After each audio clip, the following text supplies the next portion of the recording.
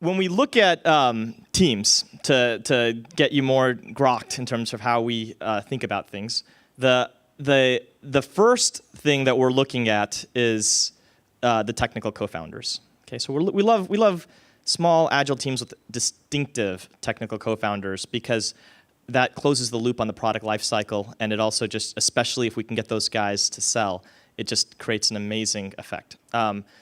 This next team we loved because they are not only the generation that is disrupting the enterprise, but they also have the savvy to understand how to sell and service the enterprise. It's a team that built Box's SDK. It's a team that is another 3-person team of 2 phenomenal technologists flanking a fantastic business executioner. And they are old enough to be wise and young enough to be dangerous. So without further ado, please welcome Nav from Airpost.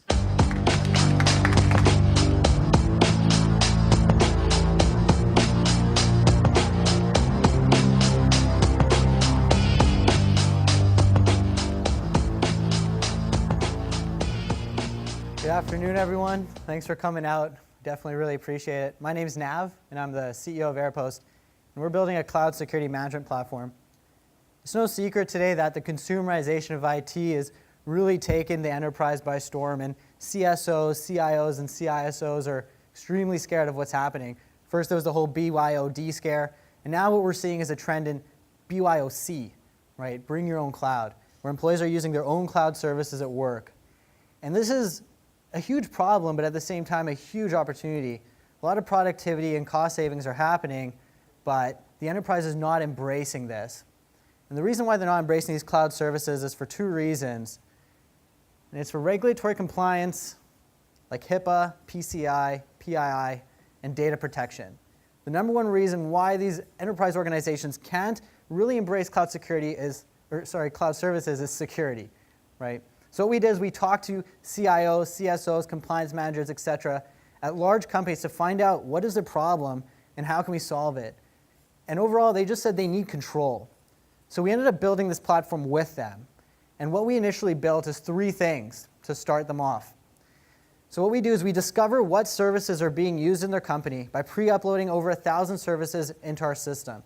So anytime an employee starts using a service, we can detect that. Then we allow the administrator or CISO to implement controls on those services for policy enforcement and provide them with more data and analytics about how users are behaving.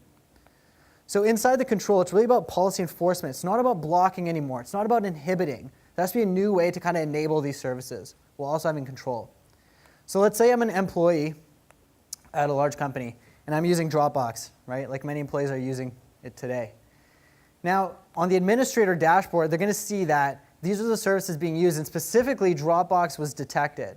So now that Dropbox is detected, I'm going to put a rule on it. And let's choose the redirect rule. So I'm going to choose that redirect rule. So now the employee, next time he goes to Dropbox, he's going to see this page instead.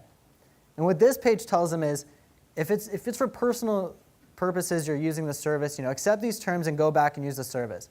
And that eliminates over 90% of non-malicious intent, which is huge. The other option they have is using the service for work with pre-approval. So they can enter in their code that their administrator gives them and go back and use the service. But really what the organization wants them to do is use the sanctioned service. In this case, let's say Box. So you can click that and the employee can use their file sharing non-disruptively and go to Box. And what we do is we take all this data, and many more examples that I can share with you later through a live demo. But we take all these examples, put in this data generator we have, and generate this great dashboard for the administrator to actually understand how employees are behaving in their company and how services are being used, and then giving a granular analysis of each service and how behavior is changing with each service, right? And how we built it is through reverse proxy. So what we're doing today is we realize that a lot of big companies have existing DLP web filtering proxies, and we easily attach and integrate with those proxies. But in the future, we're really extending our feature set and solution to be able to kind of replace those proxies and build a new type of web filtering and next kind of generation DLP.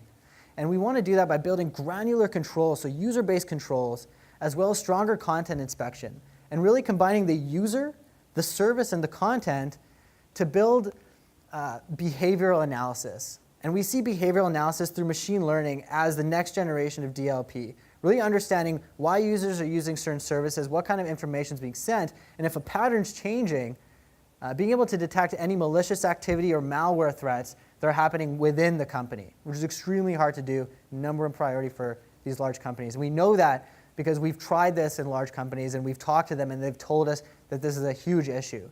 But more importantly, next week on September 11th, we're starting a structured private beta with 30 mid-market companies in healthcare, financial services, and government. So these three verticals.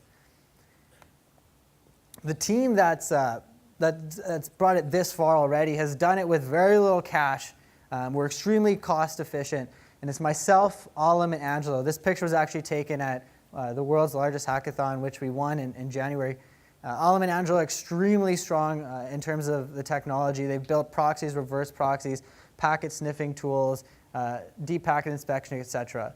But in order to really understand the security environment, we have a lot of supporters that we've built up to really be able to get us this far in terms of the product and solve a real problem that companies are willing to pay for. And we're at the stage now where we're ready to raise a $1.5 million round to hit our next big milestone, which is 10 large enterprise customers that are paying us with over 1,000 people deployed in the company. So that's really our next goal, and that's where we want to go. Last week I was on the phone with the CIO from Merck, and he was telling me, so you guys are kind of like Lord of the Rings, but for the cloud.